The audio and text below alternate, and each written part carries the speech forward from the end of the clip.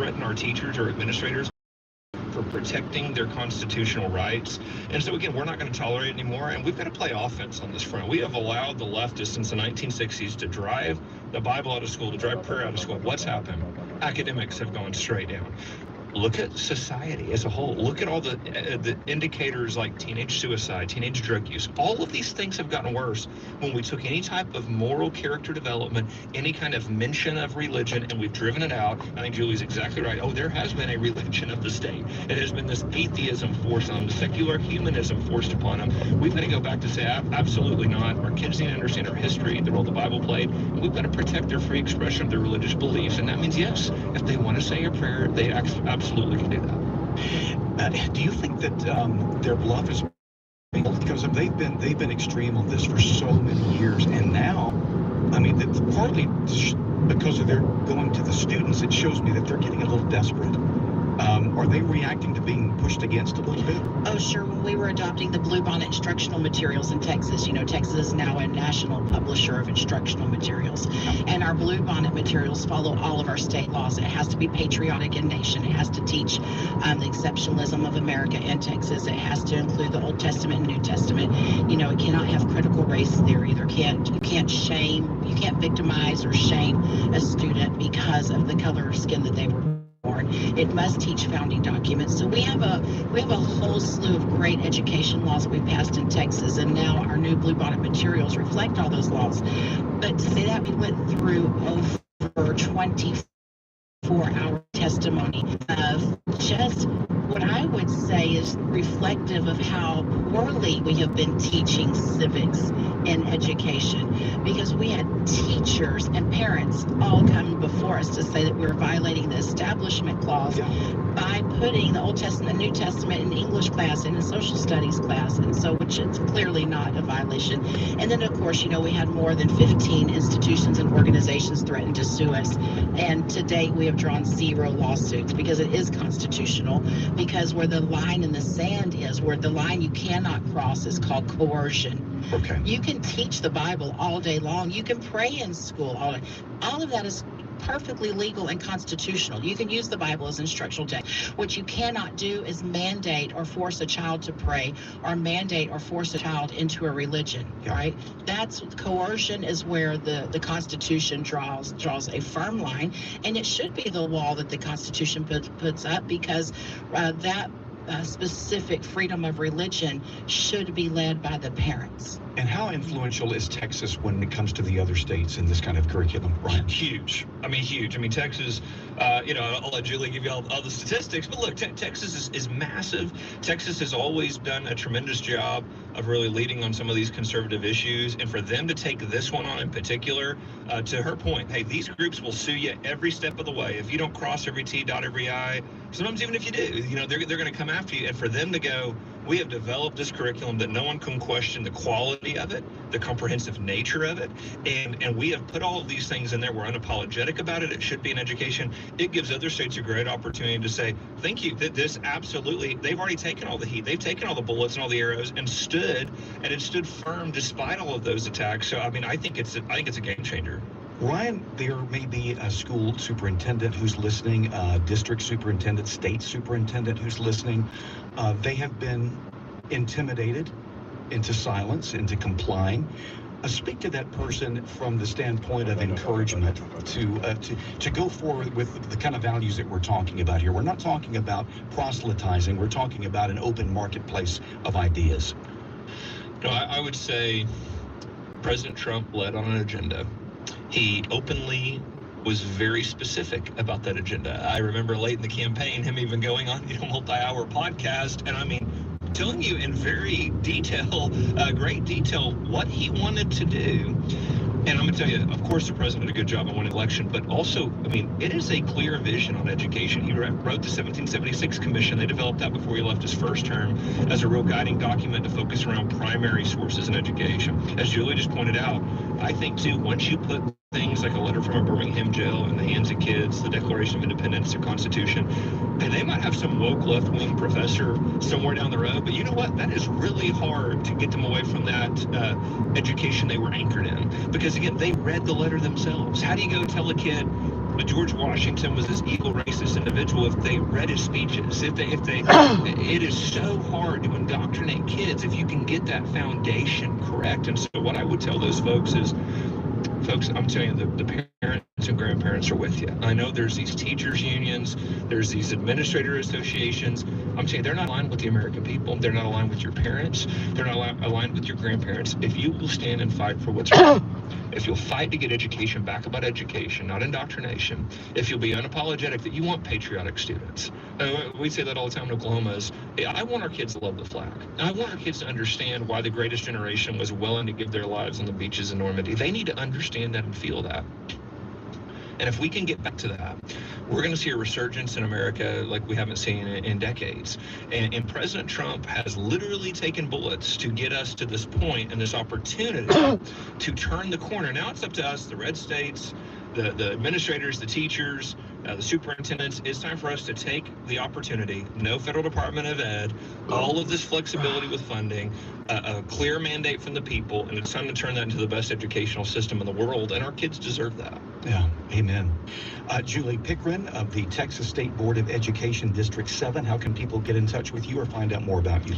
You can go to my website, www.myname, Julie Pickren, JuliepIckren, juliepickren.com, and that will direct you to all social media outlets and initiatives and policies proposed, what have you.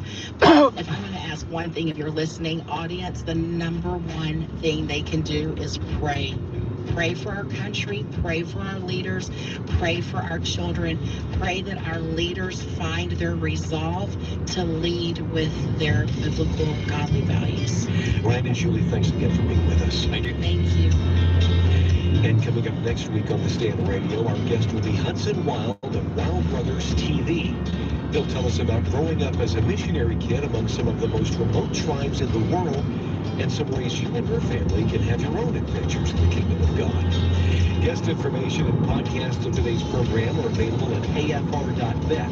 To get our weekly email and our monthly magazine, The Stand, visit afa.net/The Stand. Thanks again for being with us, and join us next time for The Stand Radio.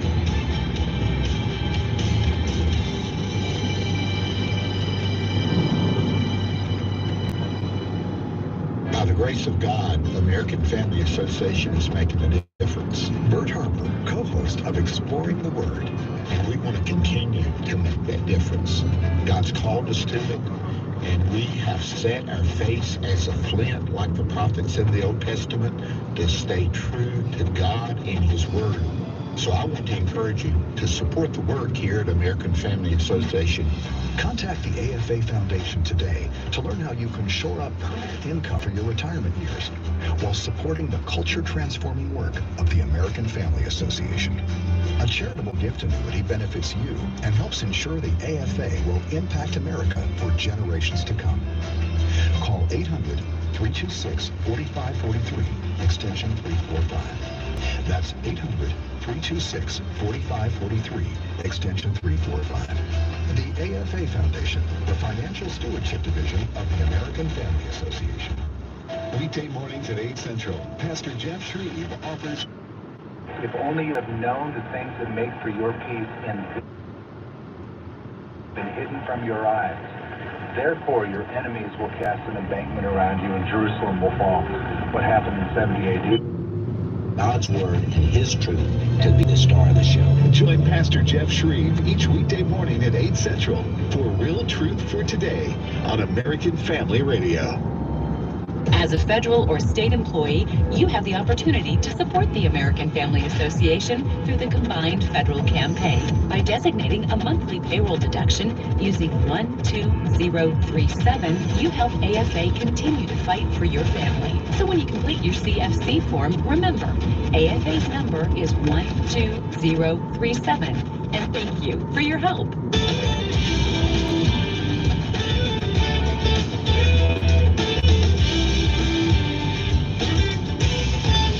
When your teen won't open up. This is Parenting Today's Teens with Mark Brixton.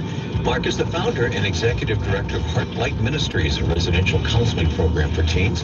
Courtney LaFleur is with us today as well. She's a licensed professional counselor. And Mark, let's talk about this topic.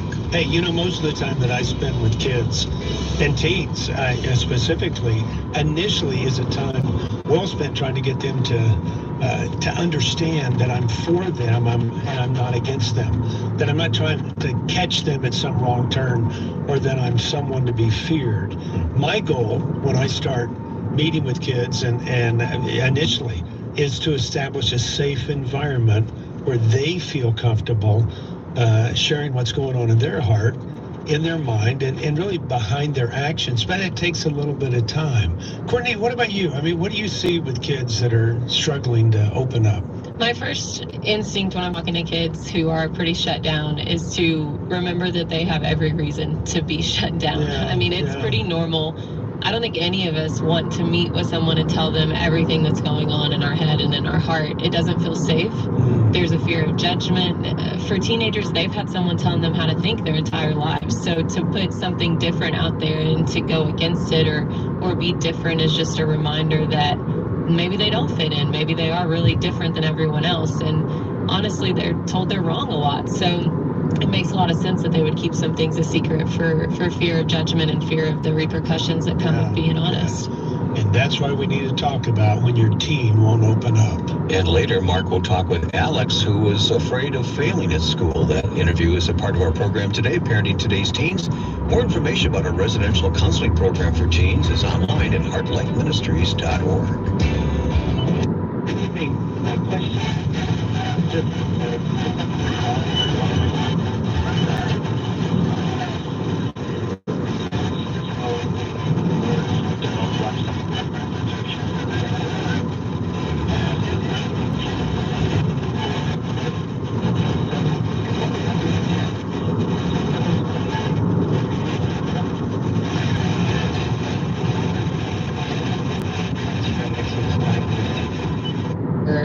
what they ate for dinner the night before or how much they hate their parents. I'm not here to challenge any of that at that moment or correct it or tell them what they should think. I just want to be a space for them to be able to say some things right now. Yeah. Yeah, you know, I think the interesting thing, Courtney, is that you're a counselor.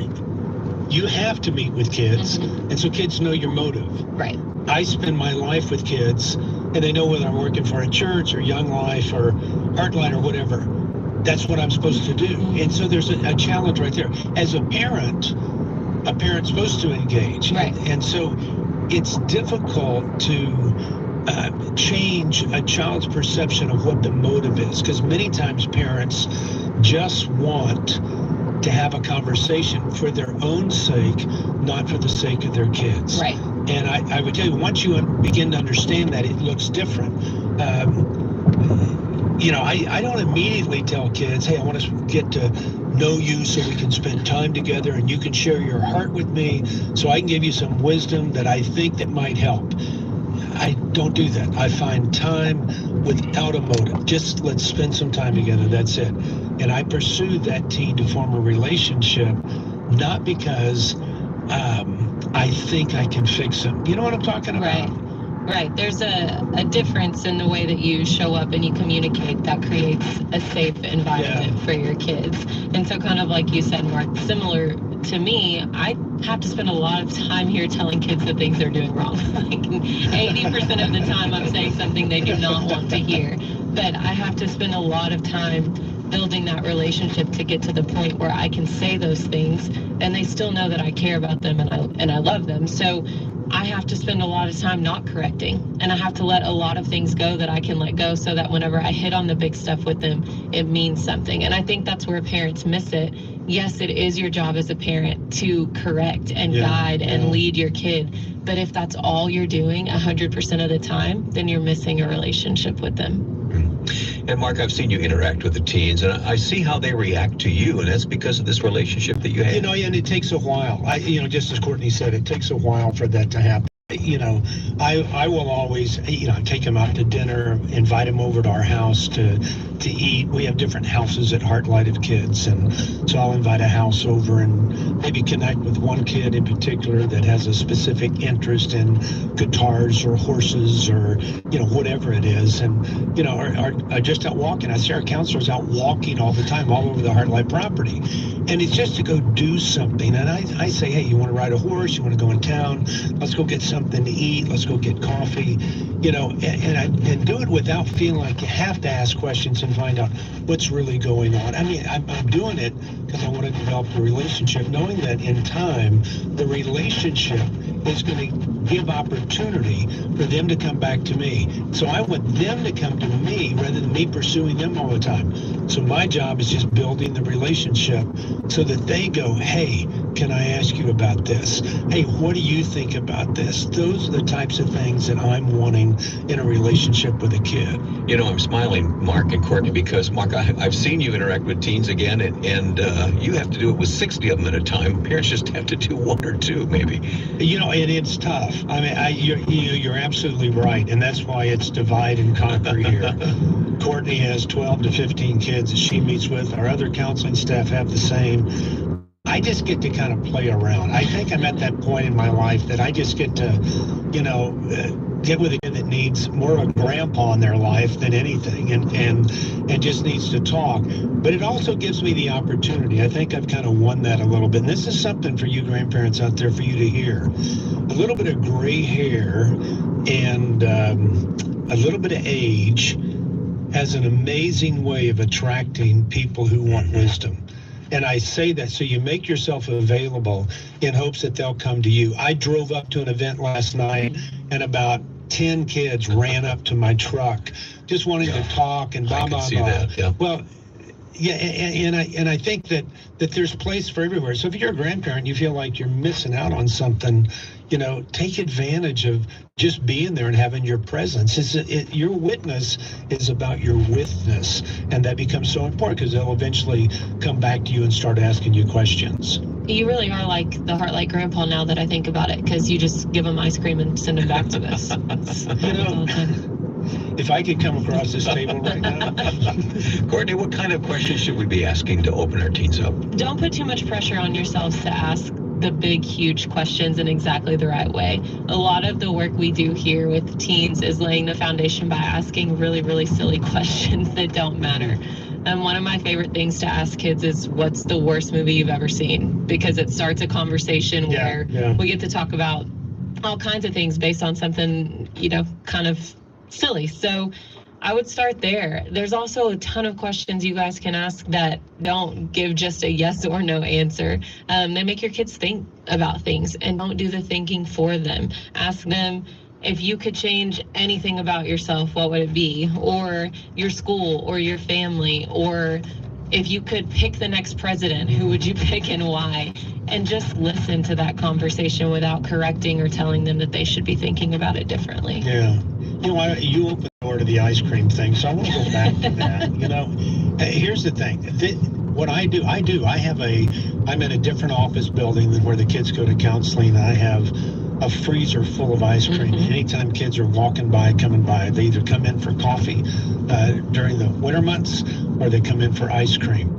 And that's how I win the opportunity to spend time with them, because they come in and they want, you know, certain ball caps, or they want T-shirts or whatever. I go, that's how I can win them over, because when they get stuck, I can also help push them over the edge with other folks. So spend time together because you want to spend time together without the interrogation. It's going to take some time. None of this is going to happen overnight, and that is one thing that I see to be very difficult for parents, is that they expect this to happen very quickly. Well, your kid has been shut down over a long period of time by a lot of different experiences, so this is not going to change after one or two conversations with you.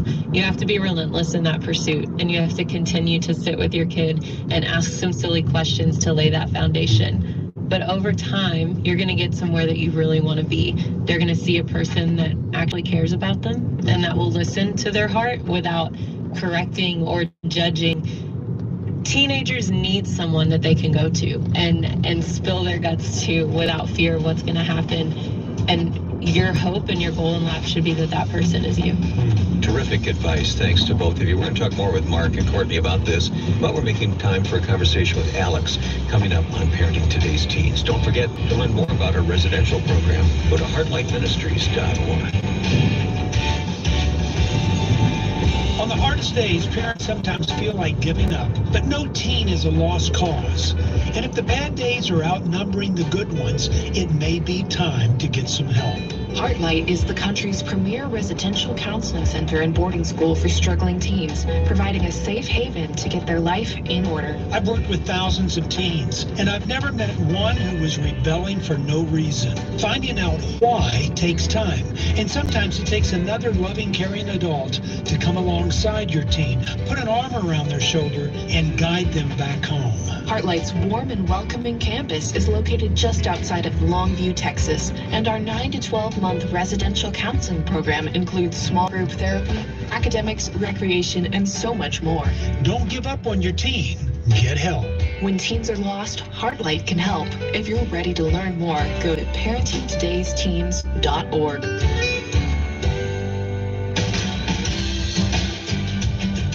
Alex, thanks for being a part of the program. You are sitting here, you can barely sit still. You got the biggest smile on your face. Tell me how you got to Heartlight. How did you end up here? I was having a lot of family problems back home. I was really depressed, so I kind of just stopped going to school.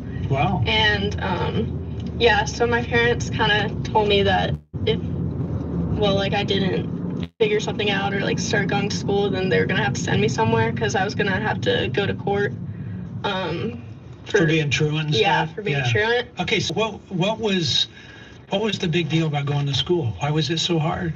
I just had really bad anxiety about going. I was failing all my classes. Yeah. And so whenever things just started going bad in school, I just wanted to avoid my problems, so I'd just stay at home.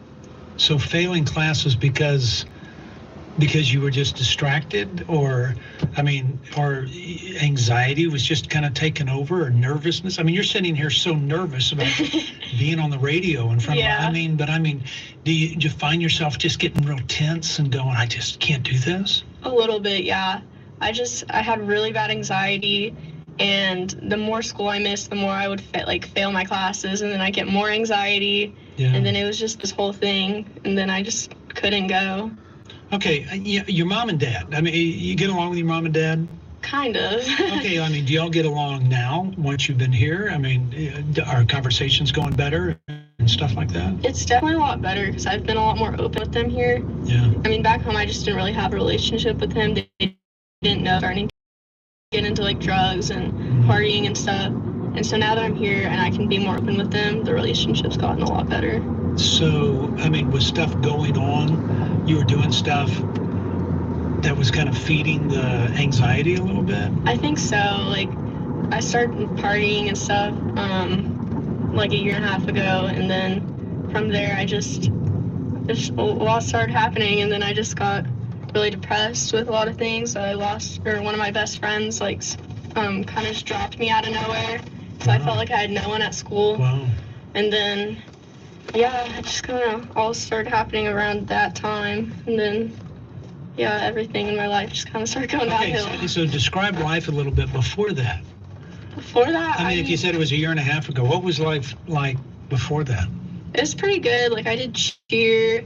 I had a lot of friends. I was doing pretty good in school. Not great, but B's. Just pretty good for me. Yeah. I was passing everything. What was it that kind of went, okay, click, I'm not doing this anymore? I think